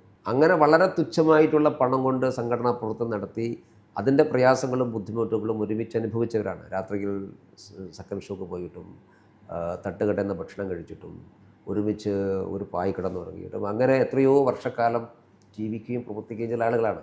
അതൊക്കെ ഒരു BJP രാഷ്ട്രീയത്തിൽ വന്നതിന് ശേഷം അഭിപ്രായ വ്യത്യാസം ഉണ്ടായതൊക്കെ പറഞ്ഞാൽ അതൊക്കെ ഉപരിപ്ലവമായിട്ടുള്ള കാര്യങ്ങളാണ്. അഭിപ്രായ വ്യത്യാസം ഉണ്ടാകും. കാരണം സ്റ്റൈൽ ഓഫ് ഫംഗ്ഷനിൽ വ്യത്യാസം ഉണ്ടാകുന്ന സമയത്തുണ്ടാകും. പക്ഷെ അതൊന്നും വ്യക്തിപരമായ ബന്ധത്തെയോ സൗഹൃദത്തെയോ ബാധിക്കുന്നില്ല. ഇപ്പോഴും ഞങ്ങളുടെ 2 കുടുംബങ്ങളും തമ്മിൽ നല്ല സൗഹൃദം ബന്ധമുള്ളതാണ്. അത് എനിക്കും അറിയാം, സുരേന്ദ്രനും അറിയാം, ഞങ്ങൾക്ക് 2 പേർക്കും അറിയാം. അപ്പോൾ അതുകൊണ്ട് അതൊക്കെ ഉണ്ടാക്കുന്നതാണ്. ഞങ്ങളിപ്പോഴും ഏറ്റവും നല്ല സൗഹൃദത്തിൽ പോകുന്ന 2 ആളുകളാണ്. ഏറ്റവും നന്നായിട്ട് സൗഹൃദം സൂക്ഷിക്കാൻ സാധിക്കുന്ന, പരസ്പരം തമാശ പറയാൻ സാധിക്കുന്ന, ആസ്വദിക്കാൻ സാധിക്കുന്ന 2 ആളുകളാണ്. പക്ഷേ കുമ്മനം രാജശേഖരൻ പ്രസിഡൻ്റായിരുന്ന സമയത്ത് ഒരു ജനറൽ സെക്രട്ടറി എന്ന് പറഞ്ഞ് BJPക്ക് 3-4 ജനറൽ സെക്രട്ടറിമാരുണ്ടാവും.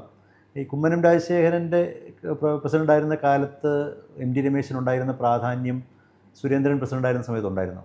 അല്ല, അത് ഓരോ നമുക്ക് കിട്ടുന്ന ചുമതലകളുടെ അടിസ്ഥാനത്തിലാണ്. കുമ്മനം രാജേട്ടൻ പ്രസിഡൻ്റായിരുന്ന സമയത്ത് എനിക്ക് സംസ്ഥാന ഓഫീസിൻ്റെ ചുമതല ഉണ്ടായിരുന്നു. അപ്പോൾ ഞാൻ തിരുവനന്തപുരത്ത് തന്നെയായിരുന്നു. അപ്പോൾ തിരുവനന്തപുരത്ത് സംസ്ഥാന കാര്യാലയത്തിൻ്റെ ചുമതലയുണ്ടാകുമ്പോൾ സ്വാഭാവികമായും പ്രവർത്തനത്തിൽ കുറച്ചുകൂടി ഒരു അപ്പർ ഹാൻഡ് ഉണ്ടാകും. സ്വാഭാവികമാണ്. സുരേന്ദ്രൻ പ്രസിഡൻ്റായിരുന്ന സമയത്ത് ഞാൻ എൻ്റെ ചുമതല കോഴിക്കോട് ഭാഗത്തേക്ക് മാറി. അപ്പോൾ അതിനനുസരിച്ചുള്ള മാറ്റമുണ്ടാകും. അതല്ലാതെയുള്ള മാറ്റമൊന്നും ഉണ്ടാവില്ല. പിന്നെ ഓരോരുത്തർക്കും ചില ആളുകളോട് എന്താ പറയുക, കുറച്ചുകൂടി അവർ പറയുന്ന കാര്യങ്ങൾ ഏൽപ്പിക്കാനും കാര്യങ്ങളും ഒക്കെയുള്ള വ്യത്യാസം ഉണ്ടാവില്ല. അപ്പോൾ കുമ്മനം രാജേട്ടൻ എന്നെ ഒരു കാര്യം ഏൽപ്പിക്കുന്നത്, കുമ്മനം രാജേട്ടൻ സീനിയറായിട്ടുള്ള ഒരാളാണ്. സീനിയറായിട്ടുള്ള ഒരാൾ എന്നോടൊരു കാര്യം ഏൽപ്പിക്കുന്ന പോലെ ആവില്ല. സുരേന്ദ്രൻ പ്രസിഡന്റ് സംബന്ധിച്ച് ഞാനൊരു സമപ്രായക്കാരനാണ്. എന്നോട് പറയുന്നതിനേക്കാൾ സംഘടനാപരമായ ചില കാര്യങ്ങൾ പറയാൻ സ്വാതന്ത്ര്യമുള്ള മറ്റാളുകളുണ്ടാകും. അപ്പോൾ അത് ആശ്രയിക്കും. അപ്പോൾ എനിക്ക് തരേണ്ട റെസ്പെക്റ്റും എനിക്ക് തരേണ്ട പ്രാധാന്യവും സുരേന്ദ്രൻ ഒരിക്കലും തരാതിരുന്നിട്ടില്ല. എനിക്ക് നല്ല ബോധ്യമുണ്ട്. പ്രധാനപ്പെട്ട കാര്യങ്ങൾ വ്യക്തിപരമായിട്ടും ചർച്ച ചെയ്യാറുണ്ട്. ഒരു പാർട്ടി പ്ലാറ്റ്ഫോമിൽ മാത്രമല്ല, പ്രധാനപ്പെട്ട എല്ലാ കാര്യങ്ങളും എന്നോട് ചർച്ച ചെയ്യാറുണ്ട്, എൻ്റെ അഭിപ്രായം ചോദിക്കാറുണ്ട്. അപ്പോൾ അതുകൊണ്ട് ബാക്കി ചില നമ്മൾ ഏറ്റവും അടുത്ത സുഹൃത്തുക്കളായിട്ടുള്ള മറ്റു ചില ആളുകളൊക്കെ ചുമതല ഏൽപ്പിക്കുന്നുണ്ടാകും. അതൊക്കെ ഒരു സംഘടനാ പ്രവർത്തനത്തിൻ്റെ ഫങ്ഷനിങ്ങിൻ്റെ ഭാഗമാണ്. അപ്പോൾ അത് എല്ലാ പാർട്ടിയിലും എല്ലാ കാലത്തും ഉണ്ടാകും, സ്വാഭാവികമാണ്. അതിപ്പോൾ രാജീവ് ചന്ദ്രശേഖർ പ്രസിഡൻ്റായ സമയത്തും ഉണ്ട്. കുറച്ചുകൂടി കംഫർട്ടബിളായി ചില ആൾക്കാർ കംഫർട്ട് സോൺ ഉണ്ടാവില്ല ഓരോരുത്തർക്കും. ആ കംഫർട്ട് സോണിൽ ചില ആളുകളെ കാര്യങ്ങൾ കൂടുതൽ ഏൽപ്പിക്കുക എന്നുള്ളത് ക്വയറ്റ് നാച്ചുറലാണ്. അതായത് അങ്ങേക്കാൾ ജൂനിയറായ ആളുകളെ ഇതിൻ്റെ ഒരു കീ ചുമതലകൾ രാജീവ് ചന്ദ്രശേഖർ ഏൽപ്പിച്ചു എന്നാണോ? അതുണ്ടാകും. അത് സീനിയോറിറ്റിയും ജൂനിയോറിറ്റിയുടെയും വിഷയമല്ല. പാർട്ടിക്കകത്ത് സീനിയറും ജൂനിയറും ഒന്നുമില്ല. BJPക്കകത്ത് ഒരിക്കലും അങ്ങനെ സീനിയോറിറ്റി ജൂനിയർ എന്നില്ല. അങ്ങനെയാണെങ്കിൽ ഞാൻ ചോദിക്കട്ടെ, പാർട്ടിയുടെ നാഷണൽ പ്രസിഡന്റ് നോക്കുക നിങ്ങൾ. എത്രയോ മുതിർന്ന ആളുകൾ, പല പേരുകൾ ദിവസങ്ങളോളം ചർച്ചയ്ക്ക് വന്നത്, അവസാനം വന്നിട്ടുള്ളത് ഏറ്റവും ജൂനിയർ ആയിട്ടുള്ള ഒരാളെയാണ്. ആ ജൂനിയർ ആയിട്ടുള്ള ഒരാൾ പ്രസിഡൻ്റായ സമയത്ത് പ്രധാനമന്ത്രിയും അമിത്ഷാജിയും അടക്കമുള്ള ആളുകൾ, എത്രയോ സീനിയർ ആയിട്ടുള്ള നേതാക്കന്മാരെല്ലാവരും അദ്ദേഹത്തെ സ്വീകരിച്ചു കൊണ്ടുവന്ന് പ്രസിഡന്റ് കൺസിഡർ. അതാണ് BJPയുടെ സ്റ്റൈല്. BJPക്കകത്ത് ആളുകളുടെ സീനിയോറിറ്റിയും ജൂനിയോറിറ്റിയും നോക്കിയിട്ടല്ല ചുമതല നിശ്ചയിക്കുക.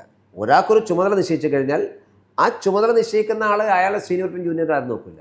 അപ്പം നമ്മളിപ്പോൾ ഒരു ചുമതല വരുമ്പോൾ നമുക്ക് കുറച്ചുകൂടി കംഫർട്ടബിൾ ആയിട്ടുള്ള ഒരാളെ നമ്മൾ കാര്യങ്ങൾ ഏൽപ്പിക്കും. അത് അങ്ങനെയാണ് വേണ്ടത്. ഇപ്പം ഞാനായാലും അങ്ങനെ തന്നെയാണ് വേണ്ടത്. അങ്ങനെ ആകുന്ന സമയത്ത് ആ ചുമതല വന്ന ആളുകളെല്ലാവരും ബാക്കി എല്ലാവരും അനുസരിക്കുകയും റെസ്പെക്റ്റ് ചെയ്യും. അത്രയേ ഉള്ളൂ. പക്ഷേ നമ്മളീ പറഞ്ഞ 32 വയസ്സിൽ ജനറൽ സെക്രട്ടറി ആയ ഒരാൾക്ക് എന്തായാലും ഋഷിമാരൊന്നുമല്ലല്ലോ, ഒരു മാനസികമായ വിഷമം എന്നെ പരിഗണിച്ചില്ല എന്ന് ഏതെങ്കിലും ഘട്ടത്തിൽ തോന്നിയിട്ടുണ്ടോ പ്രസിഡന്റ്? അങ്ങനെ സ്വാഭാവികമായിരിക്കും. പക്ഷേ എൻ്റെ ഒരു പോളിസി, നമുക്ക് കിട്ടിയതിനെക്കുറിച്ച് ആലോചിച്ചാൽ മതിയല്ലോ. എന്നെപ്പോലൊരാൾക്ക് കേരളത്തിൽ എത്രയോ സീനിയറായിട്ടുള്ള ആളുകളുള്ള സമയത്താണ് ഞാൻ 32-ാമത്തെ വയസ്സിൽ പാർട്ടി ജനറൽ സെക്രട്ടറിയാണ്. അതെനിക്ക് പാർട്ടി തന്നാണ്. ആരെങ്കിലും വ്യക്തിപരമായിട്ട് ഇഷ്ടാനിഷ്ടത്തിൻ്റെ പേര് തന്നതല്ലല്ലോ. അന്ന് BJPയുടെ ഭാരവാഹികൾ നിശ്ചയിക്കുന്ന സമയത്ത് ഞാൻ ജനറൽ സെക്രട്ടറി ആവണമെന്ന് പാർട്ടി കേന്ദ്ര നേതൃത്വവും അന്നത്തെ സംഘത്തിൻ്റെ ചുമതലപ്പെട്ട ആളുകളും പറഞ്ഞിട്ടുള്ളതാണ്. അതെനിക്ക് സംഘടന എന്ന അംഗീകാരമാണ്. അങ്ങ് ഒരുപാട് അംഗീകാരം എനിക്ക് കിട്ടിയിട്ടുണ്ട്. ഞാൻ 27-ാമത്തെ വയസ്സിലാണ് യുവമോർച്ചയുടെ സംസ്ഥാന പ്രസിഡൻ്റാകുന്നത്. അത്രയും ചെറിയ പ്രായത്തിൽ ആ കാലഘട്ടത്തിൽ ആരും പ്രസിഡൻ്റായിട്ടില്ല.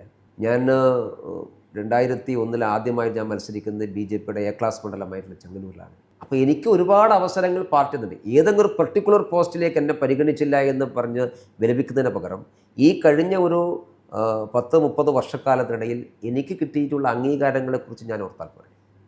ഞാൻ അങ്ങനെയാണ് ചിന്തിക്കുന്നത്. പിന്നെ ഇത് കാലം അവസാനിക്കുന്നില്ലല്ലോ. അപ്പോൾ ഇത്രയും കാലം ഞാൻ ആവശ്യപ്പെട്ടിട്ടല്ല ഒന്നും എനിക്ക് കിട്ടിയത്. ഞാൻ ആഗ്രഹിച്ചത് പോലുമല്ല പലതും എനിക്ക് കിട്ടിയത്. കാരണം ആഗ്രഹിച്ചതിനേക്കാളോ അതിന് അർഹതപ്പെട്ടതിനേക്കാൾ കൂടുതലോ കിട്ടിയിട്ടുണ്ട്. അപ്പോൾ ഒന്നും എനിക്ക് ഇന്ന പോസ്റ്റ് വേണമെന്ന് ഞാൻ ആവശ്യപ്പെട്ടിട്ടില്ല. സംസ്ഥാന അധ്യക്ഷ സ്ഥാനത്തേക്കും എന്നെ പരിഗണിക്കണമെന്ന് ഒരാളോടും ഞാൻ പറഞ്ഞിട്ടില്ല. പരിഗണിക്കണമെന്ന് പാർട്ടി കേന്ദ്ര നേതൃത്വത്തിന് തോന്നുന്ന സന്ദർഭത്തിൽ അവർ പരിഗണിക്കും. അതുവരെ നമുക്ക് രാഷ്ട്രീയ പ്രവർത്തനം എന്നുള്ളത് ഒരു വൺ ഡേ മാച്ചല്ലല്ലോ, ഒരു ദിവസം കൊണ്ട് തീരുന്നല്ലോ. അപ്പോൾ ഇത്രയും പോസ്റ്റുകൾ എനിക്ക് തന്നു. ഞാൻ കേരളത്തിലെ എല്ലാ പോസ്റ്റുകളും ഇരുന്നിട്ടുണ്ട്. എല്ലാ ജില്ലകളിലും ഞാൻ പ്രഭാരപ്പെടുന്നത്. ഈ ദീർഘകാലം ജനറൽ സെക്രട്ടറി ആവാൻ അവസരം വേറെ കിട്ടിയിട്ടില്ല. വേണമെങ്കിൽ എൻ്റെ ജനറൽ സെക്രട്ടറി സ്ഥാനത്ത് പാർട്ടി കേന്ദ്ര നേതൃത്വം ഈ പ്രാവശ്യവും ജനറൽ സെക്രട്ടറി സ്ഥാനത്തേക്ക് എൻ്റെ പേര് വന്നപ്പോൾ കേന്ദ്ര നേതൃത്വത്തിന് മാറ്റമായിരുന്നല്ലോ. കുറേ കാലമായിട്ട് ജനറൽ സെക്രട്ടറിയാണ് മാറ്റം. ഇപ്പോൾ ജനറൽ സെക്രട്ടറി മാറ്റം വൈസ് പ്രസിഡന്റ് ആവാം, അങ്ങനെ മാറിയിട്ടൊക്കെ ഉണ്ട്. അപ്പോൾ അതങ്ങനെ ദീർഘകാലം ജനറൽ സെക്രട്ടറി ആയിട്ട് ഇരിക്കാൻ എനിക്ക് സാധിക്കുന്നത് കൊണ്ടാണ്. അത് പാർട്ടി അംഗീകാരമാണ്. അപ്പോൾ നമുക്ക് ഏതെങ്കിലും പെർട്ടിക്കുലർ പോസ്റ്റ് കിട്ടിയില്ല എന്ന് പരിതപിക്കുന്നതിനേക്കാൾ ഇത്രയും പോസ്റ്റുകളും ഇത്രയും അവസരം നമുക്ക് പാർട്ടി തന്നതിനെക്കുറിച്ച് നാം ചിന്തിച്ചാൽ മതി. അപ്പോൾ പിന്നെ പ്രശ്നം ഉണ്ടാകില്ല. നിങ്ങളുടെ തലമുറയുടെ കാലത്ത് ശരിക്കും PP മുകുന്ദൻ ഈ പാർട്ടിയുടെ ഒരു പരമോന്നത നേതൃസ്ഥാനത്തുണ്ട്. ഒരുപാട് നേതാക്കന്മാരെ വളർത്തിയെടുത്ത, എനിക്കൊന്ന് 2000-ൻ്റെ തുടക്കത്തിൽ ഒരു തലമുറ മാറ്റം തന്നെ ഈ പാർട്ടിയിൽ ഉണ്ടാക്കിയ ആളാണ്. PP മുകുന്ദനെ എങ്ങനെയാണ് ഓർക്കുന്നത്? PP മുകുന്ദൻ ഏത് സംഘടനാ പ്രവർത്തകന്മാർക്കും സ്വീകരിക്കാവുന്ന റോൾ മോഡലാണ്. BJP പ്രവർത്തകർ മാത്രമല്ല, സംഘടനാ രംഗത്ത് പ്രവർത്തിക്കുന്ന ഏതൊരാൾക്കും റോൾ മോഡലായിട്ട് നമുക്ക് അവതരിപ്പിക്കാനും സ്വീകരിക്കാനും സാധിക്കുന്ന വ്യക്തിയാണ്. കാരണം ആളുകൾ വളർത്തിക്കൊണ്ടുവന്ന് വരുന്ന കാര്യത്തിൽ, ആളുകളെ ചേർത്ത് പിടിക്കുന്ന കാര്യത്തിൽ, അവരുടെ വ്യക്തിപരമായിട്ടുള്ള വിഷയങ്ങൾ അന്വേഷിക്കുന്ന കാര്യത്തിൽ, ഓരോരുത്തരുടെയും അഭിരുചി എന്താണെന്ന് കണ്ടറിഞ്ഞ് അത് പ്രോത്സാഹിപ്പിക്കുന്ന കാര്യത്തിൽ, ഇതെല്ലാം മുകുന്ദേട്ടനുള്ള കഴിവ് എൻ്റെ ജീവിതത്തിൽ ഞാൻ മറ്റാർക്കും കണ്ടിട്ടില്ല. അപ്പം നമ്മളൊക്കെ രാഷ്ട്രീയ പ്രവർത്തനത്തിലേക്ക് നേതൃത്വത്തിലേക്ക് വന്നിട്ടുണ്ടെങ്കിൽ അതിൻ്റെ പുറകിൽ PP മുകുന്ദൻ തന്നെയാണെന്ന കാര്യത്തിൽ ഒരു തർക്കമില്ല.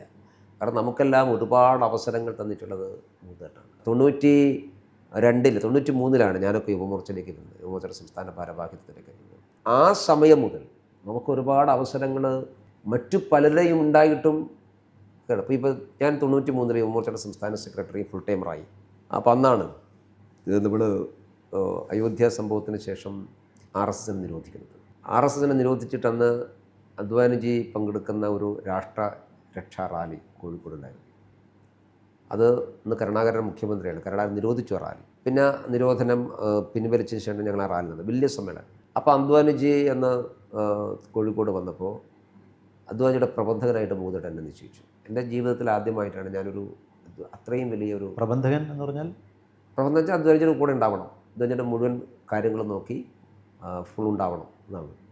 അദ്ദേഹം കോഴിക്കോട് എത്തുന്ന മുതൽ പോകുന്നവരെ അദ്ദേഹത്തിൻ്റെ കൂടെ ഉണ്ടാകും. അതാണ് പ്രബന്ധം. അപ്പോൾ സാധാരണ അത് മുതിർന്ന ആളുകളെ ഏൽപ്പിക്കുന്നതാണ്. കാരണം അദ്വാനിജിയെ പോലെ ഏറ്റവും ഉന്നതനായിട്ടുള്ളൊരു നേതാവിൻ്റെ കൂടെ നിൽക്കാൻ, അദ്ദേഹത്തിൻ്റെ വ്യക്തിപരമായ കാര്യങ്ങൾ അന്വേഷിക്കാൻ, ഇതൊക്കെ സാധാരണ ചെയ്യുക. പാർട്ടി ഏറ്റവും മുതിർന്ന ഏതെങ്കിലും ഒരാളെ ഏൽപ്പിക്കുക ചെയ്യുക. എനിക്കല്ല കോഴിക്കോട് റാലിക്ക് വന്ന സമയത്ത് തന്നെയാണ് നിശ്ചയിച്ചത്. എൻ്റെ ജീവിതത്തിൽ ആദ്യത്തെ അനുഭവമാണ് അദ്വാനിജിയെ പരിചയപ്പെടാൻ, അദ്ദേഹത്തിൻ്റെ കൂടെ നിൽക്കാൻ. അതൊക്കെ കിട്ടുന്ന സന്ദർഭം നമ്മുടെ ജീവിതത്തിലെ ഏറ്റവും വലിയ മഹാഭാഗ്യമാണ്. അങ്ങനെ ഒരുപാട് അവസരങ്ങൾ. അതേപോലെ BJPയുടെ സംസ്ഥാന സമ്മേളനം നടന്നു കോഴിക്കോട്ട്. സംസ്ഥാന സമ്മേളനം നടന്നപ്പോൾ അന്ന് വാജ്പേയിയാണ് ആ സമ്മേളനം ഉദ്ഘാടനം ചെയ്തത്. പൊതുസമ്മേളനം വലിയ റാലിയായിരുന്നു, ലക്ഷക്കണക്കിന് ആളുകൾ കൊടുത്ത വലിയ സമ്മേളനം. ആ പ്രോഗ്രാമിൻ്റെ കോമ്പറായിട്ട് മുന്നോട്ട് നിശ്ചയിച്ചു.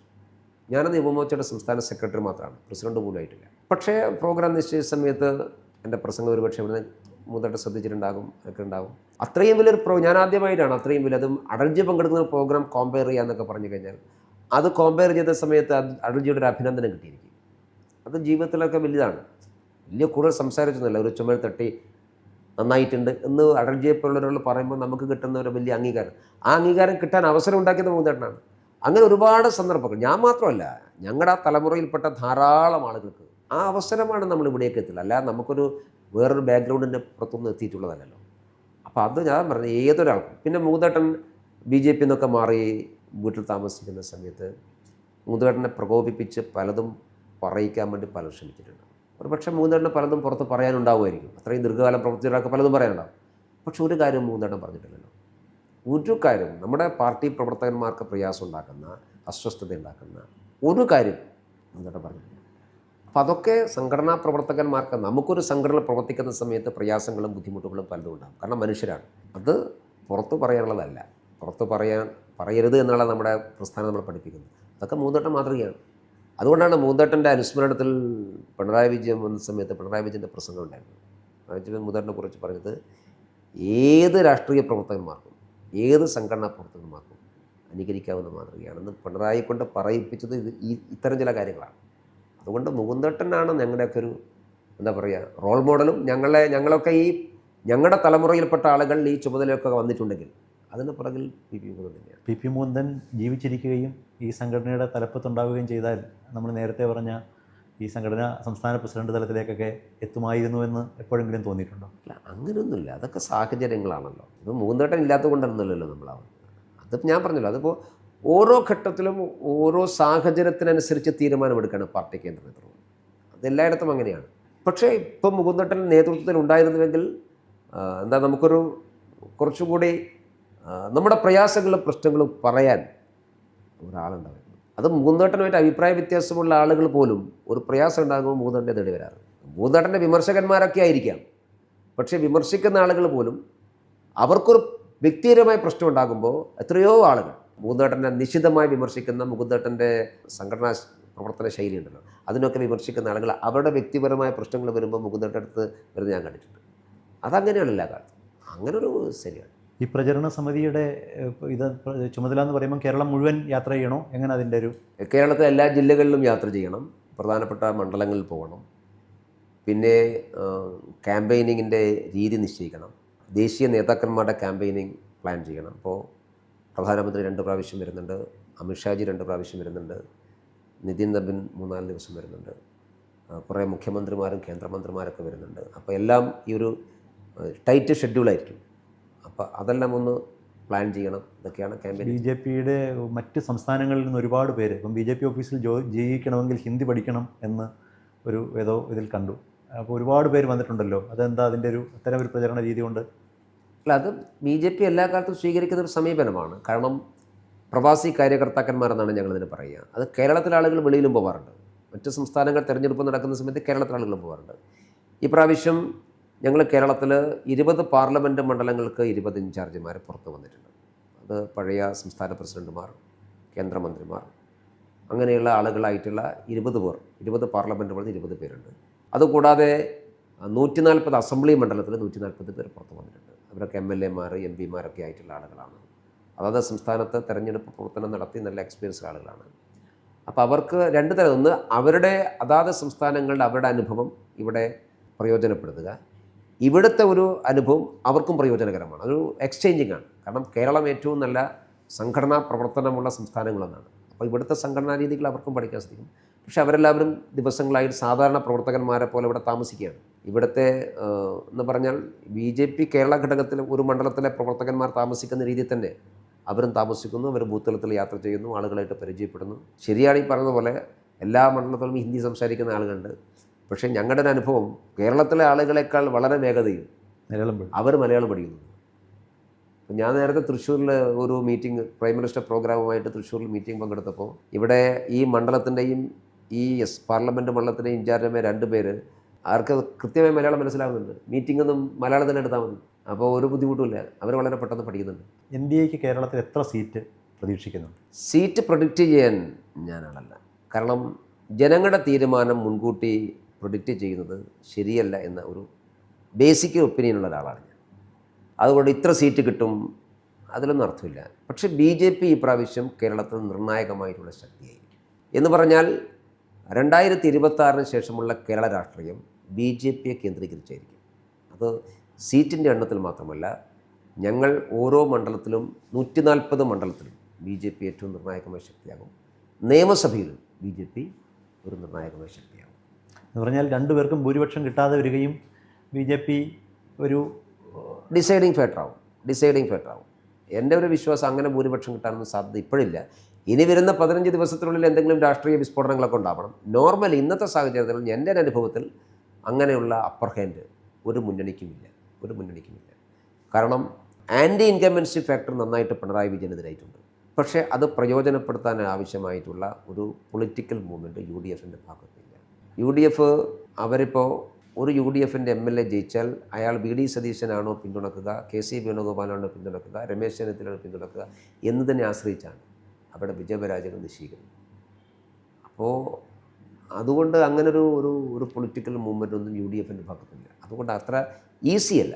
എന്തായാലും തെരഞ്ഞെടുപ്പ് സമിതി കൺവീനർ എന്നുള്ള നിലയിലും തുടർന്നുള്ള രാഷ്ട്രീയ പ്രവർത്തനത്തിലും എല്ലാ ആശംസകളും നേരുന്നു. Thank you.